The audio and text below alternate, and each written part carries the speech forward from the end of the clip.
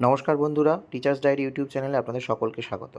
বন্ধুরা, এই মুহূর্তের একটা বড় আপডেট যেটা উঠে আসছে সেটা হচ্ছে যে 2011 থেকে 2024 পর্যন্ত রাজ্যের প্রদান করা সমস্ত ওবিসি সার্টিফিকেট বাতিল করে দিল হাইকোর্টের ডিভিশন বেঞ্চ। বন্ধুরা, বুধবার কলকাতা হাইকোর্ট জানিয়েছে যে এই রায় ঘোষণার পর থেকেই কিন্তু বাতিল হওয়া শংসাপত্র আর কোনো চাকরি প্রক্রিয়াতেই ব্যবহার করা যাবে না। আর হাইকোর্টের এই নির্দেশের ফলে বাতিল হয়ে গেল প্রায় 5 লক্ষ ওবিসি সার্টিফিকেট। তবে একই সঙ্গে হাইকোর্ট জানিয়েছে যে এই সার্টিফিকেট ব্যবহারকারী যারা ইতিমধ্যে সুযোগ পেয়ে গিয়েছেন, এই রায়ে তাদের ওপর প্রভাব পড়বে না। কলকাতা হাইকোর্টের বিচারপতি তপব্রত চক্রবর্তী এবং বিচারপতি রাজশেখর মান্থা বুধবার এই রায় ঘোষণা করেন। তাদের বেঞ্চ বলে, এরপরে কারা ওবিসি হবেন তা রাজ্যের আইনসভা অর্থাৎ বিধানসভাকে ঠিক করতে হবে।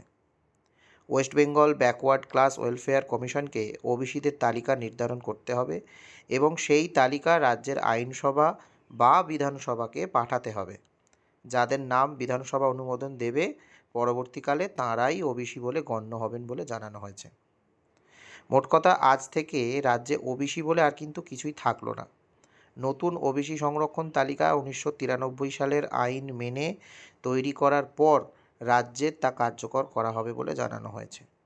তবে আদালতের তরফ থেকে এটা আশ্বস্ত করে বলা হয়েছে যে যারা ইতিমধ্যে ওবিসি সংরক্ষণ তালিকায় চাকরি পেয়েছেন তাদেরও যেমন চাকরি যাবে না, আবার যারা নিয়োগ প্রক্রিয়ার মধ্যে রয়েছেন তারাও কিন্তু চাকরি পাবেন। তো বন্ধুরা, এই হচ্ছে আজকের ভিডিওর আপডেট। আগামী দিনে এই বিষয়ে আরও অন্যান্য বিস্তারিত কোনো তথ্য জানতে পারলে অবশ্যই আমি তা আপনাদের সাথে শেয়ার করব। আজকের ভিডিওতে এইটুকুই। ভালো থাকবেন। ধন্যবাদ।